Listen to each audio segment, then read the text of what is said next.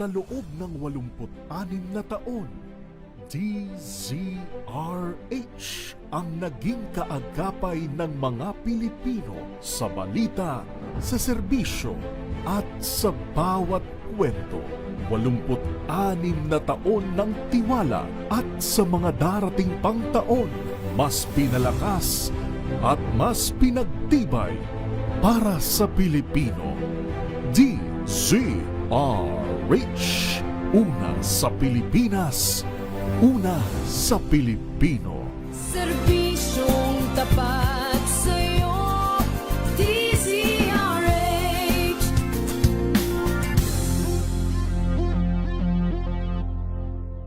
Tumunog na ang gantingan para sa kalikasan. Ang itinanghal bilang Best AM Radio Program Host ay si Cesar Chavez para sa special on Saturday ng DZRH.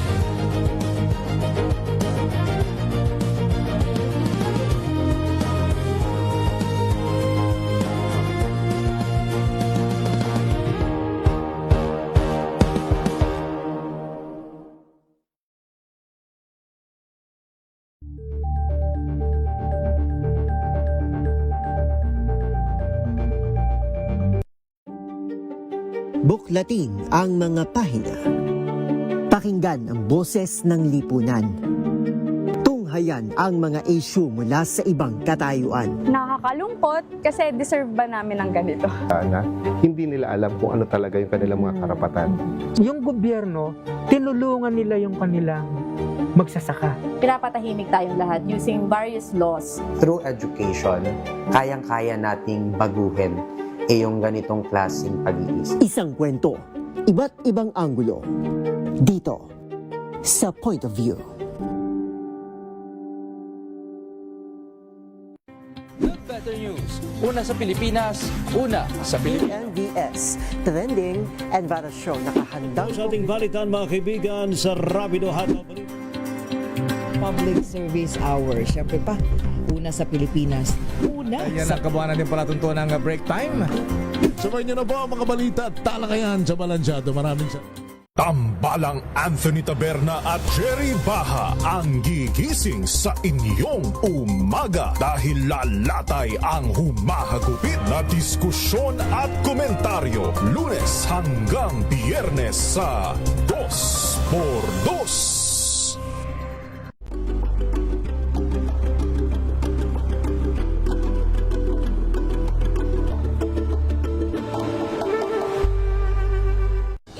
Ng naitalang 17 individual na ang kanilang naaresto. Metro Manila Development Authority o MMDA ang No Contact Apprehension Policy o NCAP sa Metro Manila. Sa ang ilang mga dokumento ay peke. Hindi rin legal ang employment na ipinangako sa kanila. Sa mata ng batas, mananagot ang sangkot at may sala. Dahil sa bawat paglabag, may karampatang parusa. Alamin ang mga pananagutan sa likod ng mga bawal. Dito sa Hoy! Bawal Yan, tuwing Sabado, alas 11:30 ng umaga. Dito lang sa DZRH TV. Samahan niyo po ako hanggang 7:30 ng gabi. DZRH Usapang Liga. Magandang gabi Pilipinas, Metro and Mega Manila, nas extension sa DZRH at RHT. Naray si Mayan. At Kisses Hubson. Para sa DZRH, una sa Pilipinas. Una sa Pilipino. Maagang balitaan, maagang usapan sa mga issue at balita kasama si Kuya Angelo Palmones sa Magandang Umaga Pilipinas mula Lunes hanggang Biyernes.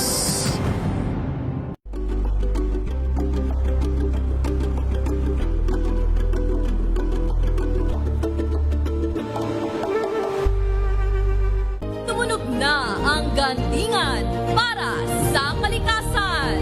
Ang nagkamit ng parangal bilang Best News Anchor ay walang iba kundi si Angelo Palmones ng Magandang Umaga Pilipinas, DZRH Radio 666 kHz.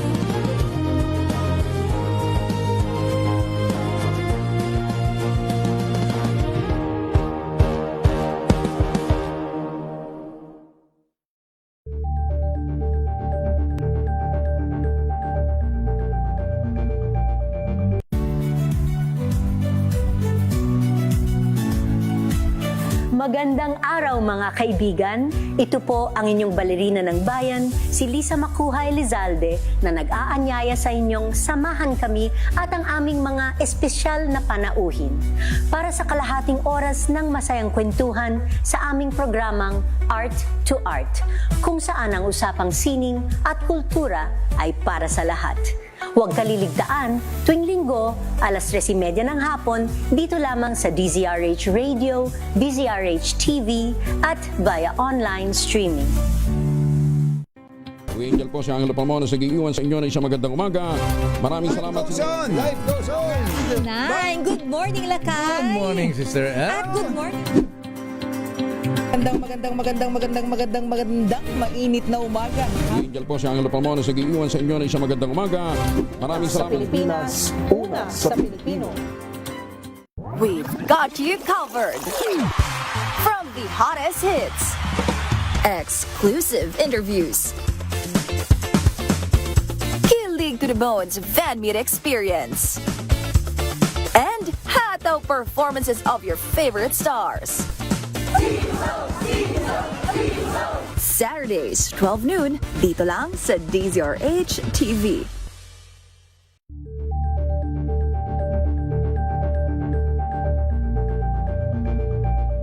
Curious ka ba sa maraming bagay? Kami na ang bahala dyan. Aalamin, tutuklasin at bibigyang linaw namin ang mga katanungang bumabagabag sa inyong isipan. Sa programa kung saan ang bawat sagot ay galing lamang sa mga eksperto. Ang Expert's Opinion, tuwing linggo alas 3 ng hapon, dito lang sa DZRH TV.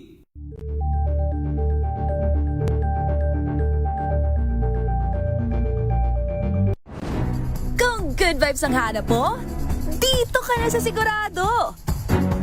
Mula sa mga istoryang nagbibigay ng inspirasyon hanggang sa mga kwentong may dalang solusyon. Mga balitang pampagaan ang pakiramdam at pampaganda ng araw. Hindi lang ba sa good news, kundi the better news. Mula Lunes hanggang Biyernes, 1:00 ng tanghali sa DZRH TV.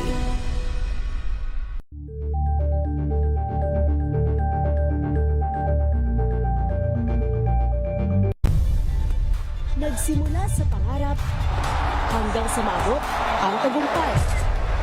Iba't ibang kwento, iba't ibang mukha ng atletang Pilipino. Mas pinatindi, mas pinalakas, at mas pinaaksyon sa Match Point tuwing Sabado, 12:30 ng tanghali sa DZRH TV. The better news. Una sa Pilipinas, una sa Pilipinas. NBS, trending and viral show nakahandang Sa ating balitan mga kaibigan sa Rapido Hataw Balita. Public Service Hour. Siyempre pa, una sa Pilipinas. Una Ayan sa... ang kabuhanan din pala tuntuan ng break time. Sabay niyo na po ang mga balita at talakayan sa Balansyado. Maraming salamat. Tuloy-tuloy ang pagtulong, tuloy-tuloy ang pagseserbisyo at tuloy-tuloy ang balitaan kasama si May Binauhan sa Operation Tulong mula Lunes hanggang Biyernes.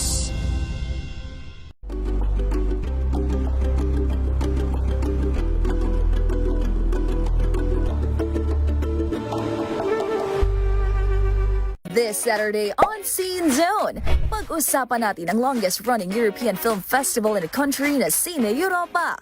Kasama ang European Union Ambassador to the Philippines, His Excellency Massimo Santoro. Mahalaga para sa akin na makita ng pelikula. Pilipinas ang oras, alas 3:07 ng umaga. Saan man mangyari ang balita, Luzon, Visayas at Mindanao, hagip ng balita. Pronti, kinalap ng buong puwersa ng MBC Media Group mula Aksyon Radyo, Radyo Natin Nationwide at DZRH, Provincial at Regional Correspondents. Balita. Pronti, kasama si Kises Habson. DZRH Balita. Pronti.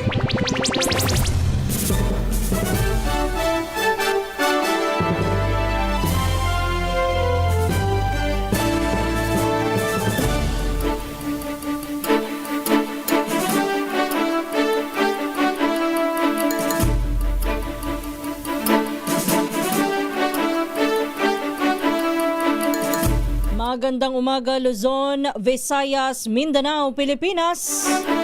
Ito po ang balitang Promdi ngayong araw ng Huwebes, June 6, 2026. Sa ating headlines, Balitang Promdi.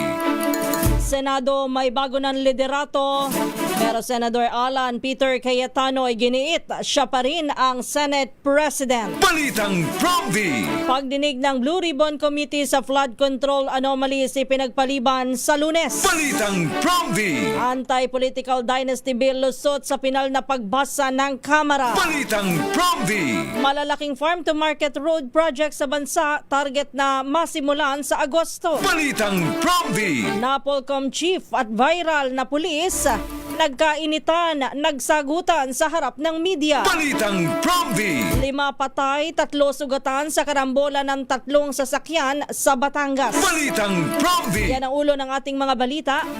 Kasama niyo po ang inyong lingkod, Kisas Habson, para sa DZRH, una sa Pilipinas, una sa Pilipino.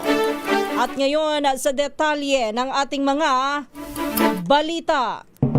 Balitang Promdi.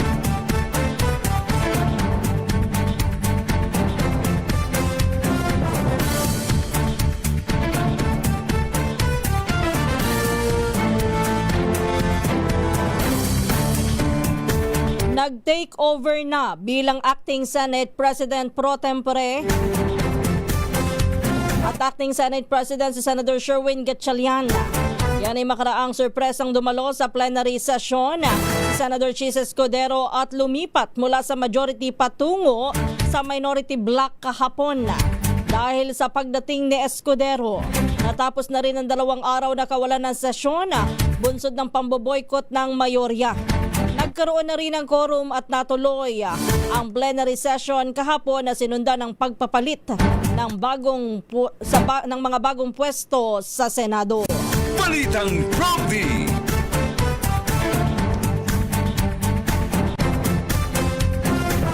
Kaugnay ng balitang yan, may bagbabago na rin sa committee chairmanship matapos ang dramatic entrance ni Senator Chis Escudero at pag-upo ni Senator Sherwin Gatchalian bilang acting Senate President. Kabilang sa mga pagbabago ang pagkakatalaga kay Senator Erwin Tulfo bilang chairman ng Senate Blue Ribbon Committee. Pinalitan niya sa pwesto si Senator Pia Cayetano. Ang iba pang appointment sa ilalim ng bagong liderato, pamumunuan ni Senador J.V. Ejercito ang Committee on Finance.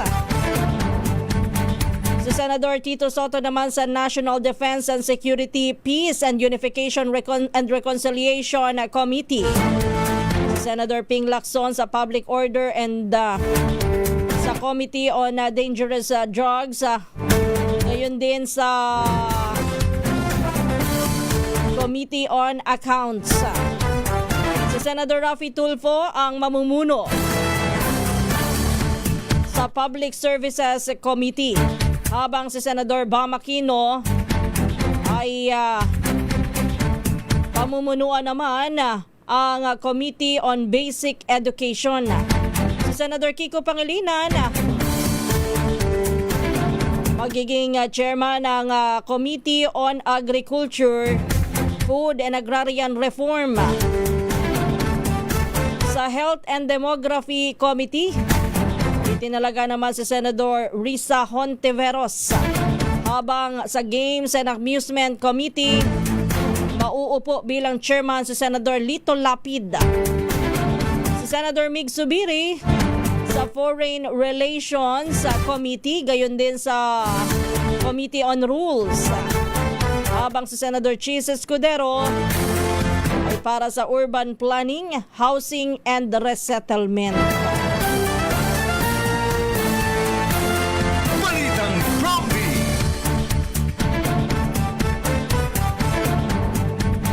Samantala, ginit naman ni Senador Alan Peter Cayetano na siya pa rin ang lehitimong Senate President sa kabila ng pagbabago sa pamunuan ng Senado. Sa kanyang Facebook Live, sinabi ni Cayetano na naglabas na siya ng memorandum sa Secretariat at Office of the Senate Sergeant at Arms upang panatilihing bukas ang Senado. Hit niya, siya daw po ay pupunta sa Senado ngayong araw. At sinabing maaari siyang pigilan, ngunit mangangahulugan ito na ng pagpigil sa kagustuhan din ng mga Pilipino.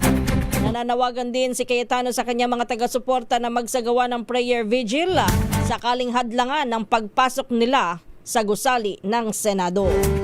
Balitang Prompty. Nagpahayag naman ng matinding pagtutol si Senador Loren Legarda sa naging pagbabago sa liderato ng Senado. Giit ng senadora, may mga seryosong isyong konstitusyonal kaugnay ng proseso ng halalan para sa bagong Senate President. Sa isang pahayag, sinabi ni Legarda na walang senador ang maaaring maging lehitimong Senate President kung labing dalawa lamang ang boto na nakuha. Ayon sa kanya, malinaw daw po na nakasaad sa Article 6, Section 16 ng 1987 Constitution na ang Senate President ay dapat na mahalal sa pamamagitan ng majority vote ng lahat ng miyembro ng Senado. At dahil binubuo ang Senado ng 24 na miyembro, nangangailangan ito ng hindi bababa sa 13 boto. Dagdag pa ni Legarda, ang parehong rekisito ay naaangkop din sa paghalal ng Senate President Pro Tempore, Senate Secretary at Senate Sergeant at Arms alinsunod sa Rules of the Senate.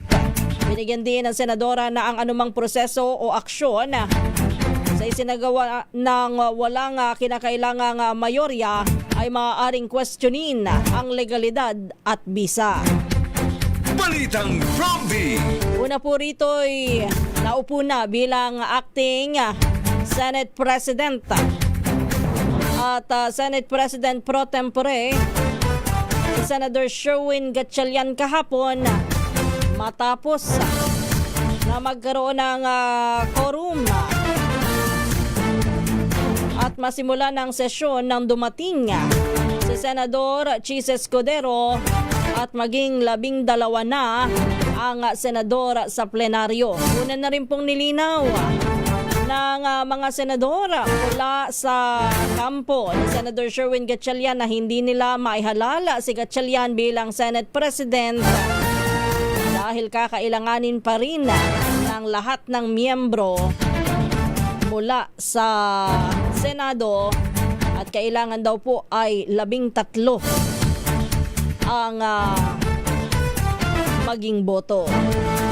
Balitang Prompty.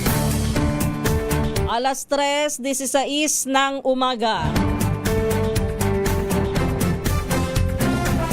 Puntahan muna natin ang mga balita mula sa probinsya. Puntahan natin na ang Cordillera Standby Romy.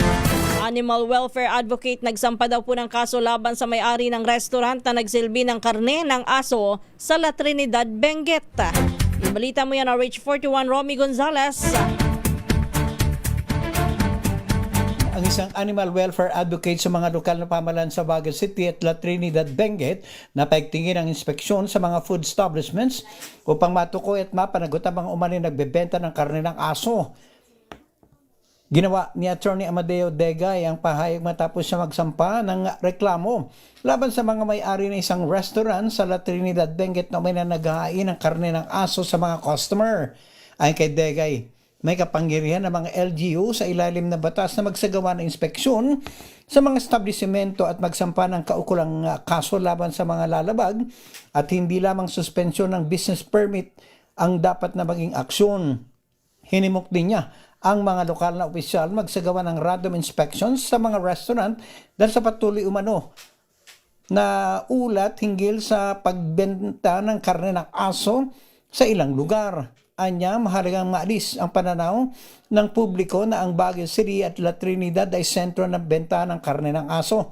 Nauna nagsampa ng reklamo si Dege laban sa may-ari ng isang restaurant matapos umanong makakuha ng sample ng pagkain na sinailalim sa laboratory examination at nagpositibo sa dog DNA batay sa resulta at pagsusuri ng National Meat Inspection Service. Ito si Aris 41, Romy Gonzales para sa DZRH, una sa Pilipinas, una sa Pilipino. Balitang Promvi. Maraming salamat, Romy. Standby lang, Freddy. Nanindigan naman ang Solid Block 12 na hindi na Senate President si Senator Alan Peter Cayetano matapos ideklara ng grupo na bakante na ang lahat ng posisyon sa mataas na kapulungan at gate po ng grupo lehitimo at may dineklarang quorum sa nangyaring sesyon dahil naroon ang 12 senador. Paliwanag ni Senator Ping Lacson, ibinase ang quorum sa panuntunan na 22 lamang ang aktibong miyembro ng Senado dahil nasa labas ng coercive power ng institusyon sina Senator Bato de la Rosa at Senator Jinggoy Estrada. Dahil dito'y formal nilang ibinoto na ideklarang bakante ang pwesto kasunod ng paghalal kay Senator Sherwin Gatchalian bilang Senate President Pro Tempore at Acting Senate President. Git ni Lacson, hindi lang nila opisyal na maihalal si Senator Gatchalian bilang bagong leader ng Senado dahil kinakailangan pa rin ng 13 boto sa ilalim ng konstitusyon. Balitang Promvi.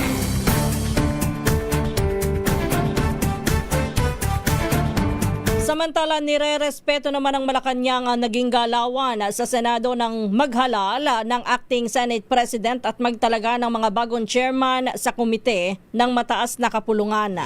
Ayon kay Palace Press Officer Claire Castro, ang pagkakahalal kay Senator Sherwin Gatchalian bilang Acting Senate President ay naaayon sa batas at demokratikong proseso. Idinin pa ng Undersecretary Castro, naganap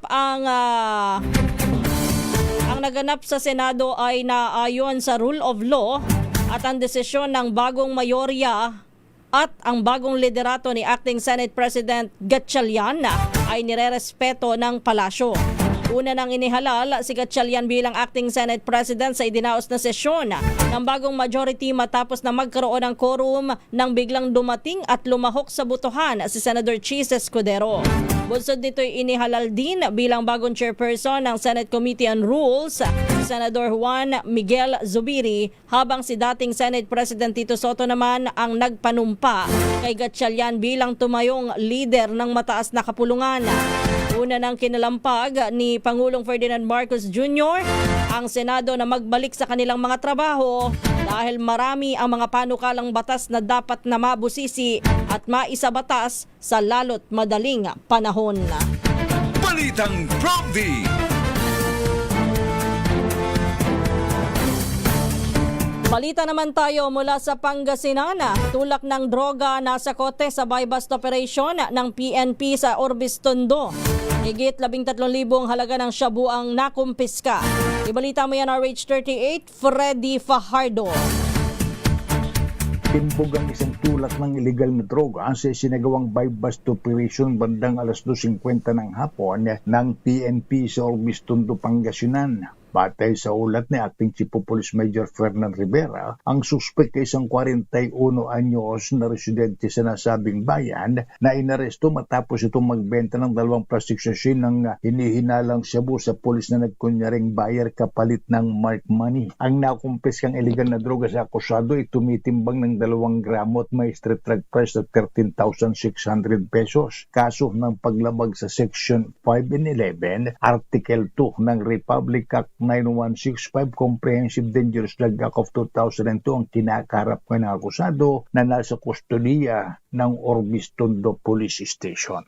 Mula sa Action Radio Pangasinan, ito si Freddy Fajardo, Aris30 taguulat para sa DCR Tuna sa Pilipinas, una sa Pilipino. Balitang Promvi. Wala akong sinasamahan o iniiwang grupo. Yan po ang naging pahayag ni Senator Senador Chis Escudero kasunod po ng pagsulpot niya sa sesyon kahapon na dahilan ng pagdedeklara ng quorum. Ayon kay Escudero, wala siyang kinakampihan at ang kanyang ginawa ay para sa Senado. Anya, ang pagdalo niya ay walang kinalaman sa loyalty, betrayal o pagpili ng grupo kundi para sa tungkulin bilang isang senador. Dagdag pa ni Escudero, hindi ito usaping pampolitika. At sinabing naapektuhan na niya ang kanilang tungkulin sa taong bayan kaya hindi pwedeng manatili sa ganitong sitwasyon. Sa huli, humingi ng pangunawa at panalangin ng senador upang maituloy ng Senado ang kanilang tungkulin sa bansa. Balitang Promvi. Ipinagpaliban naman ng New Senate Majority ang nakatakda sanang pagdinig ng Blue Ribbon Committee ngayong araw. Yan po ay iniurong sa Lunes, June 8. Ayon kay Senador Erwin Tulfo, itinalaga bilang bagong chairman ng Senate Committee on Accountability of Public Officers and Investigation. Ipinagpaliban nila ang hearing para mabusisi na mabuti ang listahan ng mga inimbitahan na resource persons. Giniti Tulfo na hindi dumaan sa tamang proseso ang unang listahan ng resource persons na dapat sana ay ibinigay muna sa mga miyembro ng komite kung mayroon pang dapat na idagdag o babawasan. Ayon kay Senator Tulfo, lahat ng mga senador ay dapat maging miyembro ng Blue Ribbon Committee para matiyak ang mas malawak na partisipasyon at ang resource persons na unang inimbitahan ay kailangang mapag-aralan. Taliwas ito sa sinabi ni Senator Alan Peter Cayetano at tiniyak na itutuloy niya ang Blue Ribbon hearing ngayong araw at iginit na siya pa rin ang Pangulo ng Senado.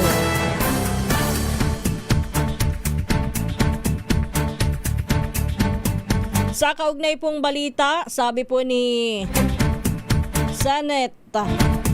Senador Alan Peter Cayetano, I will do what I can para buksan ang session hall. Yan po ang binagindiin ng senador sa kanyang Facebook Live. Ayon kay Cayetano, pupunta siya sa Senado bago mag-alas 10 ng umaga mamaya para matuloy ang hearing ng Senate Blue Ribbon Committee. Ito ay kahit na inanunsyo na po ni Senator Erwin Tulfo ang itinalagang bagong chair ng Senate Committee on Accountability of Public Officers and Investigation na ipagpaliban na muna ang hearing para mabusisi nilang mabuti ang listahan ng mga inimbitahang resource persons. Balitang Prompty.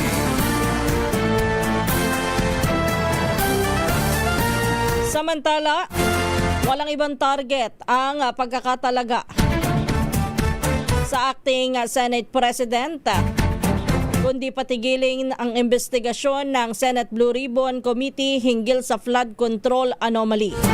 Yan po ang binigyan din ni Senate President Alan Peter Cayetano sa kanyang Facebook Live matapos na magtalaga ng mga bagong majority ng acting Senate President sa katauhan ni Senator Sherwin Gatchalian. Hindi umano para mapabilis ang trabaho ng Senado ang gusto ng mga ito, kundi pigilan ang hearing ng Senate Blue Ribbon Committee na dapat ay gawin ngayong araw. Dahil kung totoo na trabahoan niya ang target ng mga ito, dapat ay inuna ang mga nakapending na panukalang batas sa halip na pagpapalit ng chairmanship ng iba't ibang komite, kabilang na ang Blue Ribbon Committee ang inatupag. Naniniwala naman at naninindigan si Cayetano na dapat ay matuloy ang isang patas na investigasyon sa flood control dahil maraming katanungan ng ating mga kababayan na dapat na masagot. Si Senator Erwin Tulfo ang itinalagang bagong chairman ng Senate Blue Ribbon Committee na nagsagawa o nagsasabing hindi muna matutuloy ang hearing ngayong araw kundi sa araw na lamang ng Lunes. Balitang Prompty. Balita muna tayo dyan sa Western Visayas. Standby Jocelyn Make. Dalawang most wanted person voluntaryong sumuko sa mga otoridad sa Western Visayas. Ibalita mo yan, Jo Make ng Action Radio Iloilo. Dalawang municipal level most wanted person ang voluntaryong sumuko sa mga unit ng Police Regional Office 6 sa magkaiwalay na insidente sa Aklan at Iloilo. Sa Aklan, voluntaryong sumuko sa mga tauhan ng Altavas Municipal Police Station sa Barangay Poblacion Altavas si alias Vic, 55 anyos at residente ng Barangay Poblacion Ilawod Dao, Capiz. Tinuturing si alias Vic the top 2 municipal most wanted person ng Dao Municipal Police Station at may warrant of arrest sa kasong statutory statutory rape na walang inirekomendang piyansa.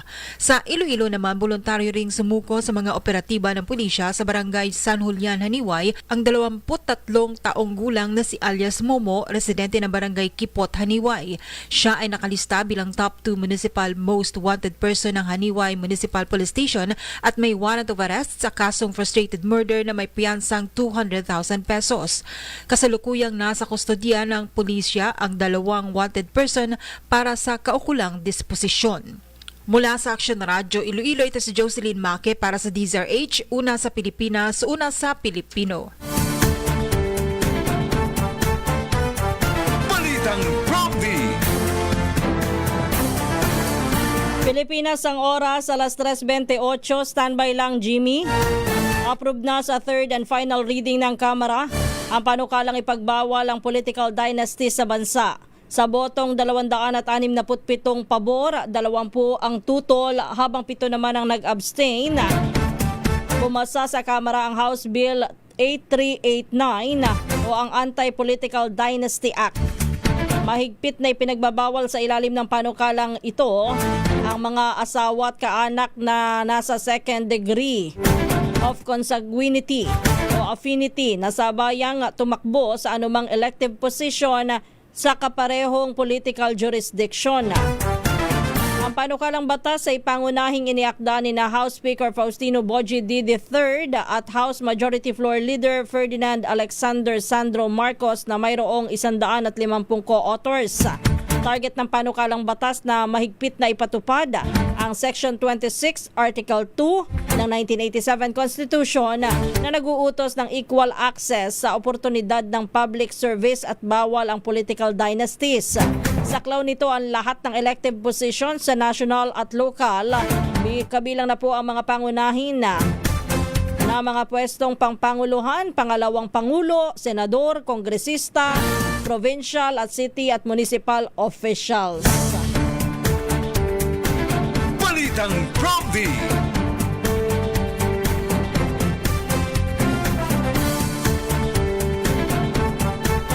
Inaasahan naman na sisimulan sa Agosto ang konstruksyon ng malalaking farm-to-market road sa iba't ibang bahagi po ng ating bansa.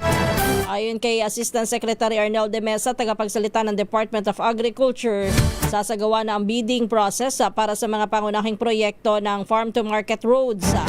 Habang target din ng ahensya na ma-award ang mga kontrata sa mga nanalong bidder sa pagitan ng June o July at masimulan ang konstruksyon sa loob ng susunod na 2 buwan. Kabilang sa ilalabas na bidding ngayong araw ang Farm-to-Market Road Project para sa coffee farm sa Sultan Kudarat na nagkakahalaga ng 2 bilyong piso. Kasama rin ang road project para sa food hub ng DA sa Clark, Pampanga na may 2 hanggang 4 na bilyong piso. Pati na rin ang cold storage facility na nasa 100 hanggang 500 milyong piso. Sabi ni De Mesa, karaniwang tumatagal ng 1 hanggang 2 buwan ang bidding process kaya posibleng sa Agosto masimulan ang konstruksyon. Sa ilalim po ng 2026 national budget, may pondong 33 billion pesos ang DA para sa 1,600 farm-to-market roads project na sasaklaw sa mahigit 2,300 kilometro ng mga kalsadang pang-agrikultura sa buong bansa. Tiniyak naman ng ahensya na magiging mas transparent ang proseso dahil lahat ng bidding para sa farm-to-market road projects ay ila-livestream upang mabantayan ng publiko. Balitang Prompty.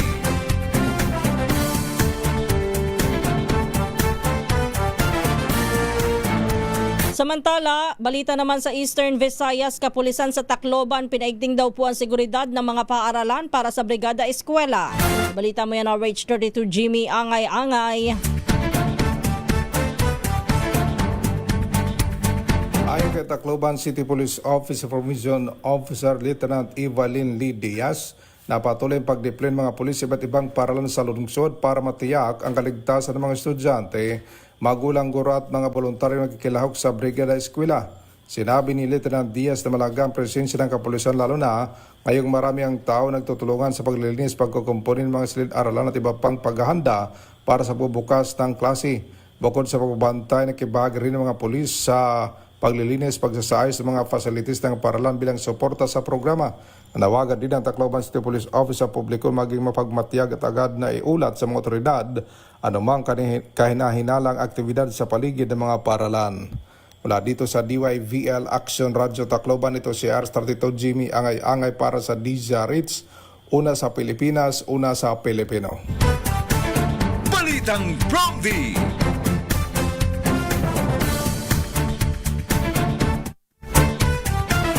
Inilipat na sa isang pribadong ospital si dating DPWH Secretary Manuel Bunoan matapos na makaranas ng medical complications habang nasa kustodiya ng mga otoridad. Layon din ang paglipat na mabigyan si Bunoan ng mas masusipang pagsusuri at kinakailangang medical care mula sa mga espesyalista. Hindi pa inilalabas ng mga otoridad ang kompletong detalye hinggil sa kondisyon ni Bunoan, ngunit tiniyak na patuloy siyang binabantayan ng mga doktor at nananatili pa rin sa ilalim ng hospital arrest. Una rito sumuko po si Bunoan dahil sa mga kasong may kinalaman sa flood control project anomalies.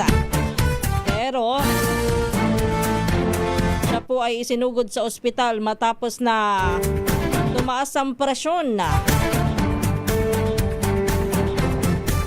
Kaya po noong araw nang siya ay sumuko, siya po ay diretso sa ospital. Balitang Prompty. Balita muna tayo sa Northern Samar. Standby Jane. Ang Northern Samar Police daw po'y muling naitala sa pinakamaraming naaresto na wanted person sa buong unit ng PNP Eastern Visayas sa buong buwan ng Mayo. Ibalita mo yan na RH34 Jane Galit Bantayan. Muling nasungkit ng Northern Samar Police Provincial Office sa pamumuno ni Police Colonel George Buyacaw, Acting Provincial Director, ang pinakamaraming naaresto na wanted person sa buong unit ng PNP ng Eastern Visayas sa buwan ng Mayo taong kasalukuyan. Iniulat ng PNP na nakuha ng PNP Northern Samar ang 13.06% accomplishment rate. Tanging ang Northern Samar Police Provincial Office sa buong Eastern Visayas Region ang matagumpay na nakakuha ng prescribed monthly target na 10% ng arrest sa wanted persons. Nakuha ng NSPPO o Northern Samar Police Provincial Office ang 12.79% arrest efficiency rate for other wanted persons at 13.89% arrest efficiency rate for most wanted persons. Overall, nasungkit ang 13.06% efficiency rate. Ayon kay Police Colonel Buyacaw, ito ay dahil sa mga operating units sa kanilang tuloy-tuloy na tracking ng wanted person sa buong lalawigan.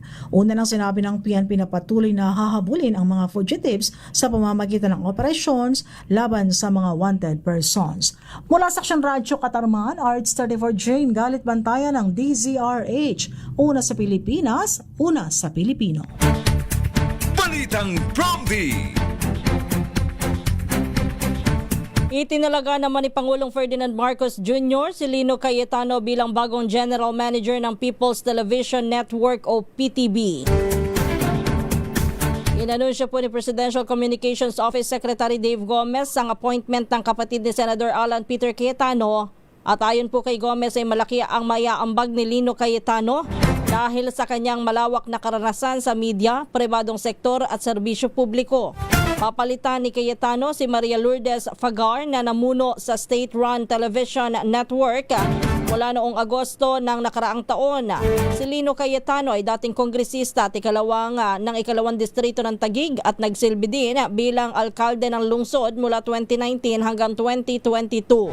Kilala rin siya bilang direktor ng primetime television programs at naging creative consultant ng ABS-CBN. Matatandang nagkaroon ng pampublikong hidwaan ang magkapatid na Alan Peter at Lino Cayetano matapos na suportahan ng senador ang karibal ni Lino sa nakaraang halalan sa Taguig. Sa kanyang bagong tungkulin, inaasahan pong pamumunuan ni Lino Cayetano ang modernisasyon at pagpapalawak ng operasyon ng PTV sa gitna ng mabilis na pagbabago sa media landscape ng ating bansa. Balitang Prompty. Samantala, sa iba pa po nating mga balita, itinalaga naman bilang bagong Chief Operating Officer ng New Naiya Infra Corporation ang South Korea national na si Jong-hoon Kim. Siya po'y kilala rin bilang si John Kim. Si Kim ay veterano ng opisyal na halos 3 dekadang nagtrabaho sa Incheon International Airport. Papalitan nito si Ok-chul Shin na inilipat sa bagong tungkulin. Ayon sa NNIC, bahagi ng hakbang na ito ang mas malawak na layunin na dalhin sa Pilipinas ang karanasan at mga pamantayan ng Incheon International Airport para sa larangan ng airport operations, seguridad at cargo handling. Sakop din ang kanyang tungkulin ng facilities management at pagtiyak ng maayos na passenger services. Ayon kay NNIC General Manager Angelito Alvarez, mahalaga ang karanasan ni Kim sa kasalukuyang modernisasyon ng Ninoy Aquino International Airport. Balitang Prompty. Balita naman tayo sa Davao PDEA 11 at mga college interns na kiisa sa Brigada Eskwela 2026. June Suter ng Aksyon Radyo Davao sa detalye. Nakibahagi ang Philippine Drug Enforcement Agency Regional Office 11 kasama ang mga College of Criminal Justice Education interns mula sa Holy Cross of Davao College sa Brigada Eskwela 2026 sa pamamagitan ng pagdodonate ng mga printing materials sa ilang pampublikong paaralan sa Davao City. Kabilang sa mga benepisyaryong paaralan ang Doña Pilar Marfori Elementary School, Manuel A. Rojas Elementary School at Zonta Elementary School sa isinagawang aktibidad noong Hunyo 2. Ayon sa PDEA 11, layunin ng programa na suportahan ang sektor ng edukasyon at makatulong sa paghahanda ng mga paaralan para sa pagbubukas ng klase. Naging pagkakataon din ito para sa mga interns ng HCDC na makibahagi sa makabuluhanong serbisyo sa komunidad at mapaunlad ang kanilang disiplina, liderato, paipagtulungan at social responsibility sa pamamagitan ng Brigada Eskwela. Muna pinagtibay ng PDEA 11 at ng kanilang mga katuwang na institusyon ang kanilang suporta sa volunteerism, pagkakaisa ng komunidad at nation building. Umaasa ang mga organizer na ang ganitong mga inisyatiba ay makakatulong sa paglikha ng mas maayos na kapaligiran sa pag-aaral at sa paghubog ng mas maliwanag na kinabukasan para sa kabataang Pilipino. Ito si June Suter para sa DZRH. Una sa Pilipinas, una sa Pilipino. Balitang Prompty. Samantala, nagkainitan at nagkasagutan ang isang viral na pulis. At ang hepe ng National Police Commission o NAPOLCOM sa pagdinig kaugnay ng kontrobersyal na pag-aresto sa isang senior citizen sa Taguig City. Sa halip na agad na humingi ng paumanhin, iginiit ni Corporal Simeon Suan na hindi ipinakita ng viral video ang buong pangyayari nang arestuhin niya ang 76 years old na si Santiago Garcia matapos ang isang minor traffic collision. Sa gitna ng briefing, inakusahan ni Suan si NAPOLCOM Executive Officer Rafael Vicente Calinisan na nagpapabango lamang ng kanyang pangalan sa media. Matapos na ilahad ng opisyal ang kanyang record at iba pang alegasyon laban sa kanya. Bilang tugon, iniutos ni Calinisan ang pagsasampa ng mga kasong kriminal laban kay Suan na kaugnay ng insidente. Si Suan din po ay pinaalis na sa tabi ni Calinisan kahapon.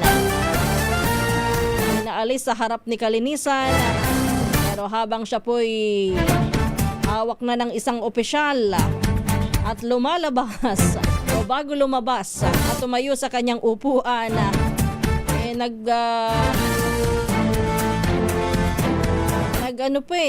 umabol pa ng pagsasalita ng hindi maganda kay Calinisan. Sabi niya hindi po sir, talaga ho, nagpapabango lamang po kayo sa media. Nagpapasikat ho kayo sa media.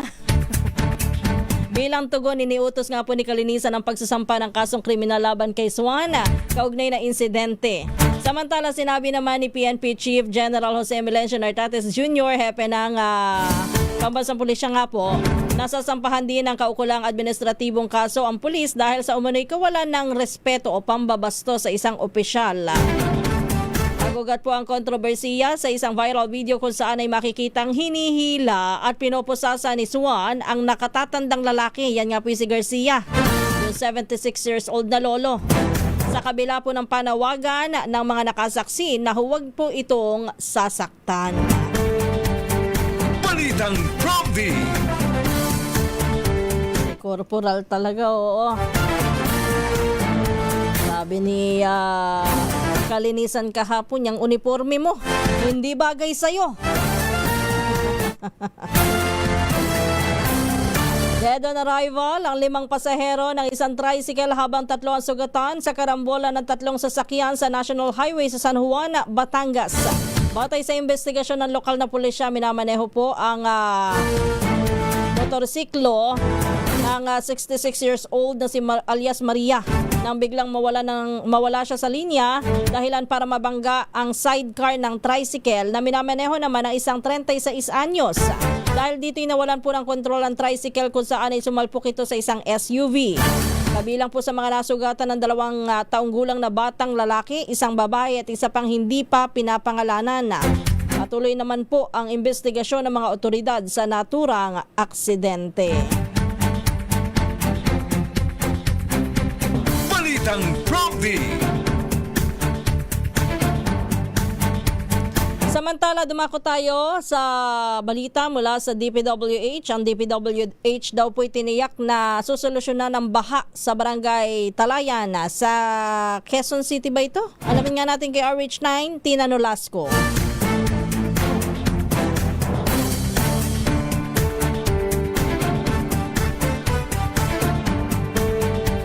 Tiniyak ni DPWH Secretary Vince Dizon na patuloy ang paghahanap ng aktibong solusyon ng ahensya laban sa baha sa Barangay Talayan, Quezon City na malaki ang abalang na idudulot sa mga residente ng lugar. Kabilang sa mga naturang solusyon ang pag-asaayos ng Matalahib Creek Pumping Station sa nasabing barangay na inaasang makapipigil sa mabilis na pagtaas ng tubig baha lalo na sa panahon ng tag-ulan. Ginawa ng kalihim ang pahayag sa kanyang pagbisita sa ginagawang pumping station kasama sina Quezon City Mayor Joy Belmonte at Dr. Mahar Lagmay ng UP Project NOAA. Layunin ng proyekto na mapigilan ang pagpasok ng tubig baha sa komunidad sa Talayan, Santo Domingo at mga kalapit pang barangay. Ito si RH9 Tina Nolasco para sa DZRH, una sa Pilipinas, una sa Pilipino. Thank you, Tina Nolasco. Pilipinas ang oras, 15 minuto bago mag alas 4. Diyan na po nagtatapos ang ating balitaan dito po sa Balitang Prompty. Tayo po dadako na sa pangalawang bahagi naman ng ating programa.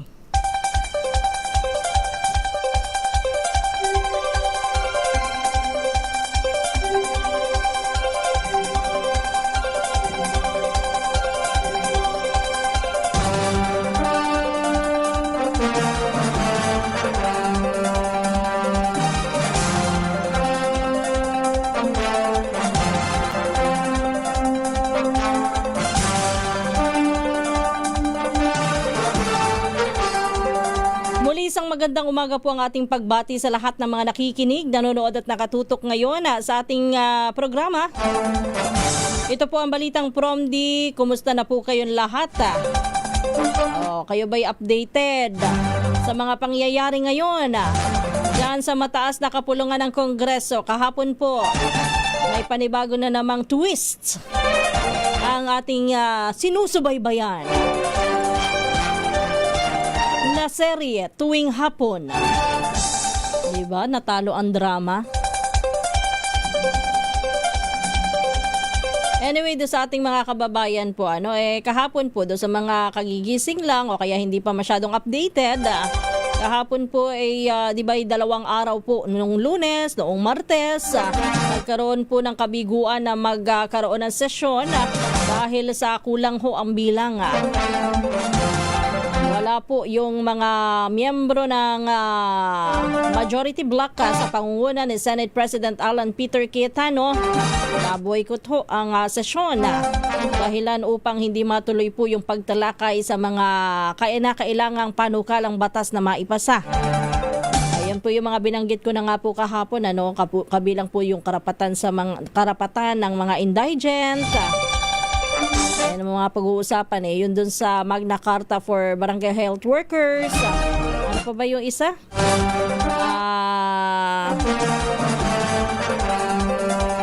Nalimutan ko yung isa Pero yan po, yun yung ilan sa mga pag-uusapan nga ho.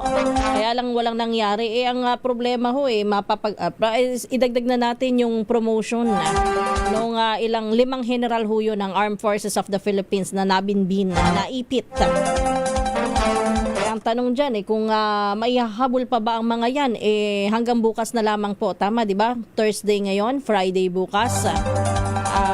Adjourn na. Sine die. Adjournment. Yung Senado. At ang pagbabalik po niyan ay sa Hulyo na.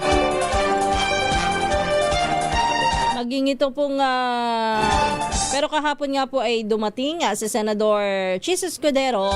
So nagkaroon po ng 12 na senador sa sesyon dahilan upang matuloy mabuksan yung sesyon at sila po ay nag-usap hanggang sa mapatalsik nga po. Sabi nila technically patalsik na daw po si Senador Alan Peter Cayetano bilang Senate President at ang naupo na pero ngayon ay acting pa lamang ay si Senador Sherwin Gatchalian. Nakapaglagay na rin ho ng mga komite. Ang sinasabi naman ho ng kabila, ang majority medyo magulo pa sa ngayon Siyempre ang tawag pa rin natin ay majority pero ang sabi nga ay bago na daw po ang majority. May new Senate majority na sa pamumuno ni Senator Sherwin Gatchalian. Yung nasa kabilang panig po ni na Senator Alan Peter Cayetano, ang sabi ho nila kung talaga daw bang trabaho ang yung kapakanan ng mga Pilipino ang gusto talaga mangyari. Doon sa mga pangyayari kahapon ay bakit daw po sa pagpapalit ng liderato yung inuna daw po ay yung chairmanship sa Senado. Sabi po ni Senator Cayetano, ang talaga naman daw pong layon lamang nitong pagpapalit po ng liderato ay para daw po pigilan itong flood control project anomalies investigation ng Senate Blue Ribbon Committee na pinamumunuan ng kanyang kapatid na si Senator Pia Cayetano dahil yan po ay nakatakda sana today. Pero po ang nangyari, hindi po matutuloy ang hearing. Hindi po matutuloy yung hearing mamaya. Ang sabi naman nung naupo na bagong Senate Blue Ribbon chair, si Senator Erwin Tulfo, pagpapaliban para lang mapag-aralan ng mabuti. Tapos sa Lunes, itutuloy. Meron mga nagtatanong, di ba mag-a-adjourn na sa Friday? Ako nagtanong-tanong din. So, paano ito matutuloy? Yung po lang sa plenaryo. Yun lang yung, kumbaga, kailangang may mga tapusin. Pero pagdating sa mga committee hearing, technically, meron pa rin pong pasok. Papasok pa rin po ang mga senador sa susunod na linggo. Depende po kung sila po ay may hearing sa kanilang mga komite na kinakaaniban o kaya naman po ay pinamumunuan.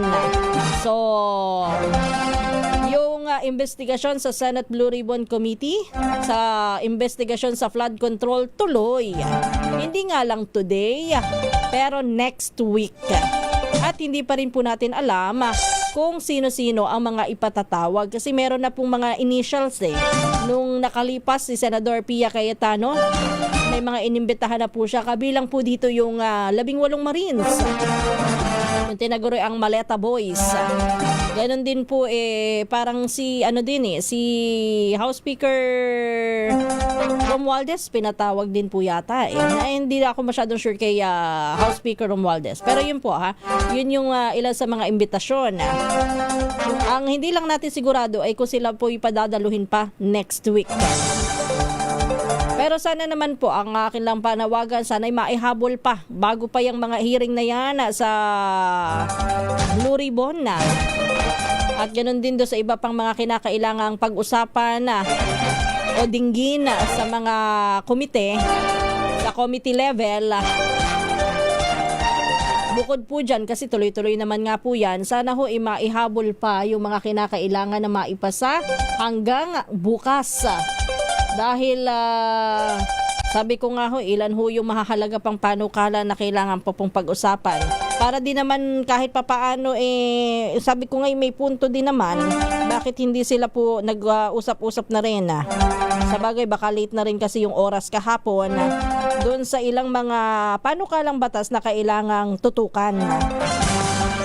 Anyway, meron pa naman ngayong araw na ito. At saka bukas pero hindi, hanggang ngayong araw na ito na lang. Para maipasa yung mga dapat na maipasa. Kumusta na po yung ating mga kababayan? Ano na po ba ang mga take ninyo dito sa mga nangyayari dito sa Senado pa lang tayo wala pa yun sa Kongreso. Hindi na nga po natin masyado napapag-usapan yung mga nangyayari din doon sa Kongreso Meron din katulad na lamang nung pagpapatalsik kay kay kay Congressman Miao. 'Di ba? Tsaka yung iba pa pong kongresista na pinatawan ng parusa sa Ethics Committee. Yung mga may ethics complaint. Hindi na natin huya na pag-usapan. Dito muna tayo sa Senado. Dito ang aksyon Yung bang kada gising mo, kada umaga, meron ka nga antabayanan. Para nga talaga teleserye sa araw-araw na prime time. Ano? Bagay may bago ka nga antabayanan kinabukasan maliban na lang kapag Sabado at Linggo. Ronaldo Andres, isang magandang umaga. Ayan, special session na pwede naman.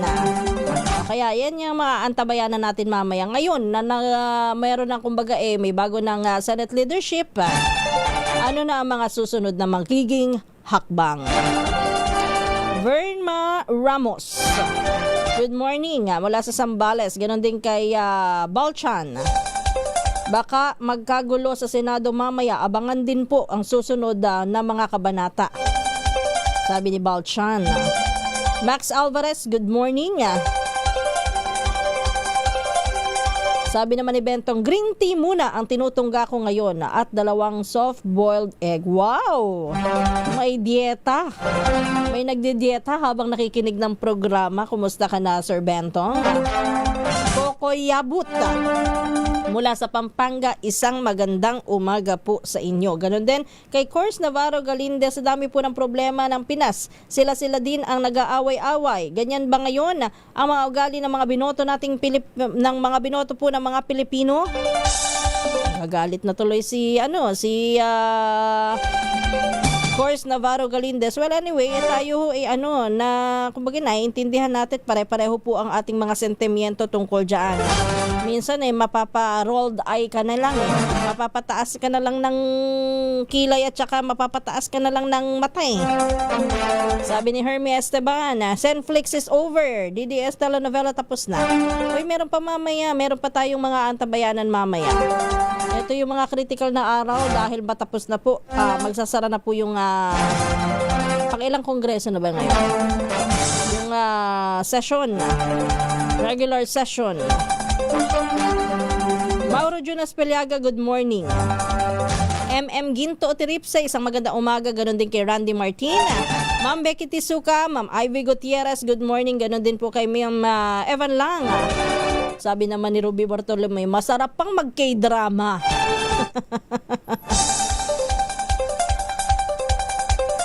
Rodrigo Marbebe mula sa Oras Eastern Samar, good morning. Kay Kidon Matilde, isang magandang umaga po. Sa mga nag-message po sa atin mula sa YouTube, sina Sir Filemon Mamuwad, good morning po sa inyo. Pasensya na po talagang kulang na kulang ang oras natin sa dami ng mga nangyayari at dami ng balita po ngayong araw na ito. Babawi po ako soon. Pero in the meantime, paalam na tayo. Maraming salamat po sa inyong lahat. Ito po ang inyong lingkod, Kisas Habson. Ito po ang balitang Promdi. At susunod naman ang Magandang Umaga Pilipinas. Kasama naman si Kong Angel Palmones. Pilipinas ang oras, 4 na minuto bago mag-alas 4. Good morning and happy Thursday.